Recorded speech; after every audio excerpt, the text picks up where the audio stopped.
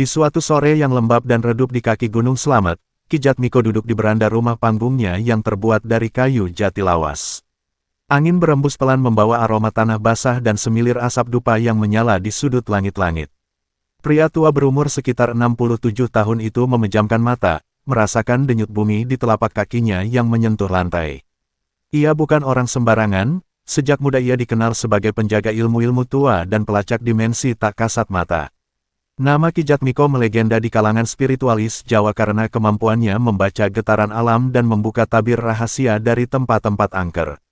Di tangannya tergenggam secarik surat tua yang dilipat 8, masih terikat dengan benang merah. Surat itu baru saja dikirim oleh seseorang yang namanya tak tercantum, hanya lambang seekor naga bersayap di pojok kanan bawah. Saat Ki Jatmiko membukanya, hanya ada satu kalimat dalam huruf Hanacaraka kuno, sing bisandeleng ora kudu nganggo mata.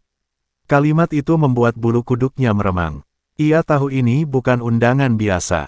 Ini adalah panggilan, sebuah panggilan dari tempat yang sudah lama ingin ia hindari, Nusa Kambangan. Nusa Kambangan bukan hanya sekadar pulau penjara. Bagi kalangan tertentu, pulau ini adalah perpaduan antara dunia nyata dan dunia gaib, tempat di mana batas dimensi bisa kabur. Banyak cerita yang tersembunyi, lebih gelap dari dinding-dinding lembab penjara, dan lebih sunyi dari ruang tahanan bawah tanah yang tidak pernah diumumkan ke publik. Ki Jatmiko menatap ke arah barat daya, tempat matahari perlahan tenggelam di balik bukit. Di sanalah arah pulau itu berada. Ia tahu, waktunya telah tiba untuk menyingkap kebenaran yang telah lama ditutup kabut. Saat malam tiba, Ki Jatmiko membakar menyan dan membaca mantra dari kitab tua milik leluhurnya. Di dalam cermin tembus pandang yang tergantung di ruang meditasi, terlihat samar-samar bayangan sebuah gerbang batu tua dikelilingi oleh kabut dan suara jeritan samar. Gerbang itu terbuka lagi, gumamnya pelan. Itu adalah gerbang gaib Pulau Nusa Kambangan, konon hanya terbuka dalam waktu-waktu tertentu dan bisa membawa siapapun masuk ke dalam dunia yang berbeda, jika ia tahu jalan dan tujuannya. Ki Jatmiko mengangguk kecil. Ia sudah siap. Pagi keesokan harinya, ia berpakaian rapi, beskap hitam, celana batik sogan, dan ikat kepala parang rusak warisan ayahnya. Ia membawa tas kulit tua yang selalu menemaninya dalam perjalanan spiritual, berisi kitab kuno, kemenyan, pisau kecil dari logam meteorit, dan sebuah kunci besi karatan yang katanya milik narapidana pertama di pulau itu. Ia berangkat tanpa pamit kepada siapapun. Ia tahu, perjalanan ini bukan perjalanan biasa. Ini adalah perjalanan menyusuri bayang-bayang masa lalu, menuju rahasia terdalam pulau yang dikenal sebagai Alcatraz-nya Indonesia, Nusa Kambangan. Kapal kayu kecil bermesin tempel mengantar Ki Jatmiko melintasi perairan Cilacap yang tenang namun syarat bisikan. Suasana pelabuhan tampak biasa saja bagi orang awam, namun bagi mata batin seperti Jatmiko, tiap langkah terasa seperti melintasi garis tipis antara dunia kasat dan tidak kasat. Burung camar yang berterbangan di atas seolah memberi isyarat aneh, tidak berani mendekat ke arah timur, ke arah pulau itu.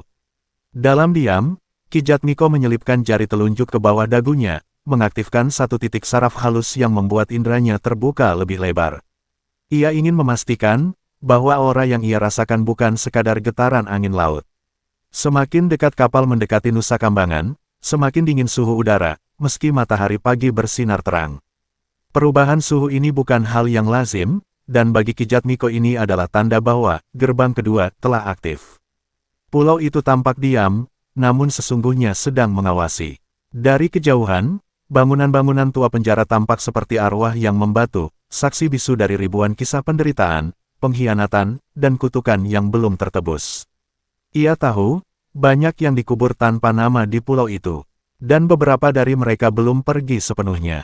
Setelah menjejakkan kaki di dermaga kecil, Ki Jatmiko disambut oleh seorang pria tua berpakaian petugas kebersihan penjara. Pria itu menunduk sopan dan tanpa banyak bicara, mengantar Ki Jatmiko melewati jalan setapak penuh lumut menuju sebuah barak lama yang konon sudah tidak dipakai. "Namaku Pak Karjo," katanya pelan. "Saya diminta menunggu sampean sejak 3 hari lalu, walau saya sendiri tidak tahu siapa yang nyuruh." Ki Jatmiko hanya tersenyum samar. Itu cukup menjelaskan bahwa rencana ini bukanlah murni dari dunia nyata. Ada campur tangan dari kekuatan lama, kekuatan yang selama ini tersembunyi di bawah batu dan akar Nusa Kambangan. Di dalam barak tua, Ki Jatmiko menemukan sebuah peta lama yang dipaku di dinding. Peta itu sangat berbeda dari peta modern. Di sana tertulis tempat-tempat yang tidak ada di dokumen resmi, pasujudan gunung kunci, lemah peteng, sumur teluh, dan satu tempat yang dilingkari tinta merah, makam penjaga tak bernama. Ia menyentuh bagian itu dengan ujung jari, dan seketika angin dingin menyelinap lewat celah jendela yang tertutup rapat. Suara halus muncul seperti bisikan, "Jangan datang sendirian," tapi Ki Jatmiko justru tertarik. Suara-suara seperti itu adalah pertanda bahwa sebuah tempat menyimpan energi kuno yang belum netral. Malam hari, Ki Jatmiko memulai ritual pembersihan tempat. Ia menyalakan dupa, menyusun 5 batu hitam dari Sungai Serayu, dan membaca serat Asma Ngilmu Lelono.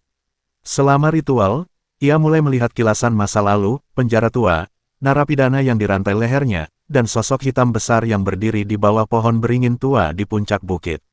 Sosok itu menatap lurus ke arahnya, tanpa wajah, hanya bayangan gelap bersayap.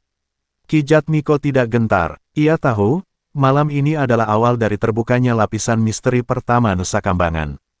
Besok pagi, ia akan pergi menuju tempat yang telah diperingatkan, makam penjaga tak bernama. Pagi itu, kabut menyelimuti pulau Nusa Kambangan seperti jubah halimun yang enggan menghilang. Ki Jatmiko melangkah pelan menyusuri jalan setapak berbatu yang menanjak ke arah timur laut.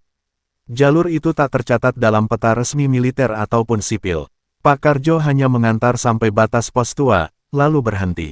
"Saya hanya boleh sampai sini, Ki. Setelah ini, sampeyan sendiri yang tahu jalannya." Ki Jatmiko mengangguk tenang. Langkahnya mantap meski suara burung dan serangga seolah berhenti mendadak begitu ia memasuki hutan kecil di lereng bukit. Diam. Sunyi, hanya langkahnya sendiri yang terdengar. Setelah berjalan hampir 1 jam, ia tiba di sebuah tanah lapang yang ditumbuhi ilalang tinggi dan sebuah batu besar berlumut di tengahnya. Tak ada nisan, tak ada nama, hanya ukiran aneh di permukaan batu. Ukiran itu menyerupai huruf-huruf Jawa kuno, tapi tidak sepenuhnya. Ki Jatmiko menyentuhnya dengan tangan kanan, dan tiba-tiba tubuhnya kaku.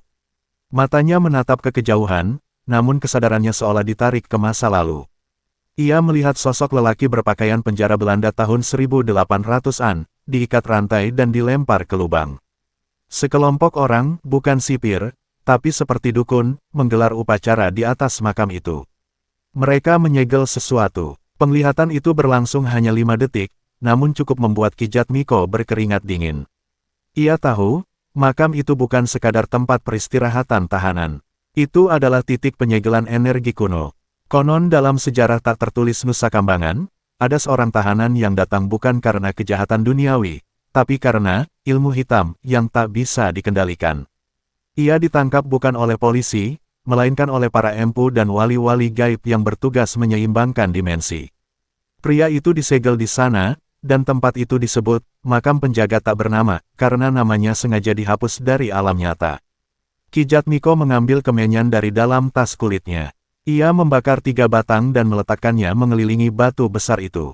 Dengan tenang, ia mulai membaca mantra pelindung dan meminta izin kepada para penjaga dimensi agar tidak mengusik proses penyelidikan spiritualnya. Aroma wangi bercampur anyir darah tiba-tiba memenuhi udara. Hutan bergemuruh pelan, seperti suara rintihan dalam gua. Dari balik kabut, muncul sosok bayangan perempuan berpakaian lusuh berdiri tak jauh darinya. Matanya bolong, tubuhnya luka-luka, namun ia hanya menunjuk ke satu arah, ke utara. Lalu menghilang. Ki Jatmiko mengangguk kecil. Isyarat itu jelas, ada sesuatu yang disembunyikan lebih dalam lagi di arah utara makam. Sebelum pergi, ia menancapkan sebuah paku besi kuno di sisi batu, sebagai penanda dan juga penyeimbang medan energi. Ia lalu melangkah mengikuti arah yang ditunjukkan oleh sosok tak bernama tadi. Hutan semakin rapat, dan di kejauhan terdengar suara air mengalir pelan seperti sungai kecil. Tapi di antara suara alam itu, Ki Jatmiko menangkap suara lain, suara rantai diseret perlahan, dan suara napas berat seseorang, atau sesuatu, yang belum tenang sejak ratusan tahun lalu. Ki Jatmiko terus berjalan mengikuti arah yang ditunjukkan sosok gaib perempuan tak bermata. Jalur itu menurun tajam, menembus belantara yang lebat dan hampir tak terjamah manusia. Akar-akar besar menjalar seperti ular tidur, dan pohon-pohon tua menjulang tinggi seolah menyentuh langit. Setelah melewati belukar berduri dan rerumputan liar setinggi pinggang, Ki Jatmiko tiba di tepian sungai kecil yang warnanya bukan biru, bukan coklat, melainkan merah gelap seperti darah mengering. Ia berlutut, mencelupkan ujung jari ke aliran air itu, hangat. Saat jari itu menyentuh air, sekejap muncul bisikan ribuan suara seperti doa dan teriakan kesakitan bersahut-sahutan. Ia tahu, ini bukan sungai biasa. Di kalangan spiritual Jawa, sungai semacam ini dikenal sebagai Kali Pawon, sungai gaib yang menyimpan memori darah para korban tak bernama. Pulau Nusa Kambangan sejak era kolonial dikenal sebagai tempat pembuangan bagi tahanan politik, kriminal berat, hingga pesakitan spiritual. Beberapa eksekusi tidak tercatat di dokumen resmi, hanya dilakukan diam-diam di tengah malam, dan jasadnya dibuang ke sungai ini agar hilang tanpa jejak. Ki Jatmiko membuka saku kecil di pinggangnya, mengambil butiran garam dari Madura dan menaburkannya ke sungai sebagai penghormatan pada arwah yang tak tenang. Saat garam menyentuh air, riak merah bergelombang sejenak dan tiba-tiba udara berubah dingin membekukan. Dari balik semak di seberang sungai, muncul lorong sempit dari batu kapur alami, mulutnya tertutup sulur dan lumut. Lorong itu tak terlihat sebelumnya, tapi kini terbuka begitu saja. Ki Jatmiko menatapnya dalam-dalam. Suara dalam batinnya berbisik, itu lorong waktu, bukan hanya ke masa lalu, tapi ke dalam kesadaran sejarah yang dilupakan. Ia mengambil nafas panjang, lalu melangkah masuk. Suasana langsung berubah gelap pekat. Hanya suara tetesan air dan napasnya sendiri yang terdengar. Lorong itu terasa seperti perut bumi, sempit, lembab, dan penuh energi yang berat.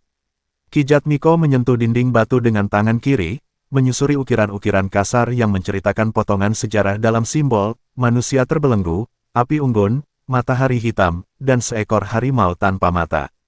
Simbol terakhir membuat jantungnya berdegup lebih cepat. Ia pernah melihatnya dalam kitab tua peninggalan Bawang Sabrata, gurunya dulu. Itu adalah lambang organisasi rahasia zaman kolonial yang disebut Rawa Rengga, sebuah kelompok pemuja kekuatan gaib yang pernah bereksperimen dengan tahanan hidup di pulau ini, memanfaatkan energi penderitaan untuk kekuatan supranatural. Di ujung lorong, Ki Jatmiko tiba di sebuah ruangan batu berbentuk bulat seperti kubah. Di tengah ruangan terdapat altar batu dengan lilitan kain mori putih yang sudah berubah warna menjadi kuning kecoklatan. Di atas altar, tergeletak sebuah benda yang tampaknya bukan dari dunia ini, topeng besi tua yang dipenuhi ukiran mantra kuno.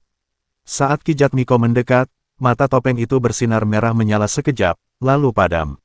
Ia mengerti, ini adalah penjaga dimensi, sebuah peninggalan dari zaman ketika Nusa Kambangan bukan hanya penjara, tapi medan eksperimen spiritual tingkat tinggi yang tak pernah diberitakan. Ki Jatmiko berdiri mematung di hadapan topeng besi yang dingin dan berkarat itu. Benda itu tak berdebu, seolah baru diletakkan kemarin, padahal dari getaran energi yang terpancar, usianya sudah ratusan tahun. Ia merasakan dorongan batin untuk menyentuhnya, namun juga waspada. Dalam dunia spiritual Jawa, benda-benda semacam ini bukan sekadar artefak. Mereka adalah penyimpan ingatan, pembatas antara dunia nyata dan gaib. Jika disentuh tanpa izin, bisa memicu lepasnya energi purba yang telah lama disegel. Ki Jatmiko membisikkan mantra pelindung dalam bahasa Kawi halus dan memulai semedi di depan altar itu. Dalam keadaan transmeditatif, ia melihat potongan sejarah berdarah. Tahanan-tahanan diikat dalam lingkaran dan dijadikan tumbal oleh kelompok rahasia Rawa Rengga, yang memanfaatkan penderitaan mereka untuk membuka portal ke alam sepi, dimensi tempat arwah-arwah tak selesai tertahan. Ia juga melihat wajah pemimpin mereka, seorang pria Indo-Belanda bernama Cornelis de Witt, mantan perwira VOC yang berpindah haluan menjadi pemuja ilmu hitam Jawa setelah kehilangan anaknya akibat cacar. Cornelis memimpin ritual terakhir tahun 1802, yang menyebabkan ratusan napi mati misterius dan membuat lorong waktu terbentuk secara permanen di bawah pulau ini. Saat Ki Jatmiko membuka mata, topeng besi itu kini berada di tangannya sendiri. Entah bagaimana, benda itu berpindah tanpa suara. Tak ada getaran keras, tapi jiwanya tahu bahwa ia kini memegang kunci. Di balik altar, dinding batu perlahan retak, lalu terbuka seperti pintu yang menelan dirinya ke dalam lorong baru yang jauh lebih dingin. Ruang di baliknya gelap, tapi bukan kegelapan biasa. Cahaya dari dunia luar seperti ditolak masuk, digantikan cahaya samar kehijauan yang berasal dari akar-akar gantung di langit-langit gua. Di dalam lorong itu, suara langkah kaki terdengar bergema, padahal Ki Jatmiko berjalan nyaris tanpa suara. Ia merasa tidak sendirian. Sosok-sosok samar mulai muncul di pinggiran lorong, bayangan tanpa wajah, hanya tubuh hitam dengan napas berat. Mereka tidak menyentuhnya, hanya mengamati. seperti makhluk penjaga dimensi yang sedang menguji siapa yang layak masuk lebih dalam. Kijat Miko terus berjalan dengan mantap, hingga sampai pada sebuah pintu kayu tua dengan ukiran naga melilit padi dan bintang. Pintu itu disebut dalam kitab kuno sebagai Gapura Kacawening, pintu ke ruang antara waktu. Ia menempelkan topeng besi ke bagian tengah ukiran naga, dan pintu itu bergetar pelan lalu membuka ke dalam. Di baliknya, terbentang sebuah ruangan bundar penuh lukisan di dinding, gambaran ritual, makhluk bertubuh manusia berkepala hewan, dan simbol-simbol yang nyaris punah dari kebudayaan Nusantara. Di tengah ruangan berdiri meja batu dengan lubang kecil di tengahnya. Kijat Miko tahu, ini adalah titik di mana dunia atas dan dunia dalam bertemu. Ia duduk di depan meja itu dan mulai memanggil kembali sejarah yang hilang, sejarah yang tak tertulis, namun bersemayam dalam memori tanah Nusa Kambangan yang terlupakan. Di dalam ruang bundar yang disebut ruang antara waktu, Kijat Miko duduk bersila dengan mata tertutup. Tangannya menyentuh lantai batu yang terasa hangat, seperti menyimpan energi hidup. Getaran-getaran halus mulai mengalir ke sekujur tubuhnya. Dengan napas teratur dan mantra dalam bahasa Kawi yang ia ucapkan perlahan, ia membuka penglihatan batin. Ruangan di sekitarnya berubah. Dinding batu yang tadinya dipenuhi lukisan kini memperlihatkan peristiwa masa lalu secara visual, seperti layar hidup. Kijat Miko tidak sekadar melihat sejarah, ia berada di dalamnya. Tahun itu, 1802, kelompok Rawa Rengga sedang berada di puncak kekuasaannya. Mereka terdiri dari 10 tokoh, 5 pendeta Jawa dari Gunung Serandil dan 5 bangsawan keturunan campuran Eropa yang kecewa terhadap sistem penjajahan. Mereka memutuskan menyatu dalam sebuah ikrar hitam, menukar keabadian spiritual dengan penderitaan manusia. Mereka menggunakan para narapidana sebagai media, menguras energi dari rasa takut, dendam, dan kesakitan mereka, lalu menyimpannya dalam topeng penjaga yang kini ada di tangan Kijat Miko. Ritual besar mereka berlangsung di bawah penjara Karanganyar, di dalam lorong bawah tanah yang kini tertutup untuk umum. Namun kekuasaan mereka tidak bertahan lama. Salah satu dari mereka, seorang wanita bernama Nyai Retnayu, membelot. Ia melihat terlalu banyak penderitaan dan merasa bersalah.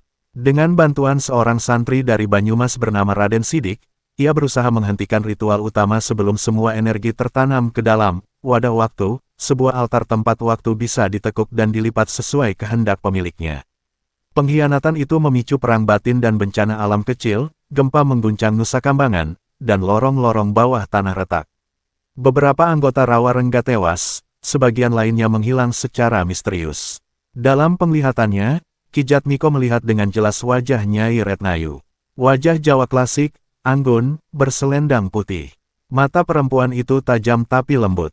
Ia bukan sekadar tokoh sejarah, melainkan penjaga penyesalan, yang mewariskan amanat agar energi hitam itu tidak pernah dibangkitkan lagi. Namun Kijat Miko tahu, energi yang mereka segel hanya tertidur, bukan mati. Bahkan, ada tanda-tanda bahwa beberapa orang di masa kini sedang mencoba membuka segel lama itu kembali, entah dengan sadar atau karena terdorong ambisi spiritual tanpa ilmu sejati. Saat penglihatan berakhir, Kijat Miko terhuyung dan tubuhnya kembali ke ruang bundar. Nafasnya berat. Ia kini tahu bahwa penelusurannya belum cukup. Ia harus masuk ke lorong bawah tanah di bawah penjara Karanganyar, lokasi ritual besar terakhir Rawa Rengga. Tapi tempat itu sudah disegel negara sejak 1967, dan tak ada izin siapapun yang dapat menembusnya. Kecuali, jika ia berhasil membangkitkan satu penjaga lama, sosok yang masih bersemayam di sumur hitam, di balik kawasan alas benter, hutan kecil yang tak pernah tersentuh sipir penjara hingga sekarang. Di sanalah bab selanjutnya menantinya.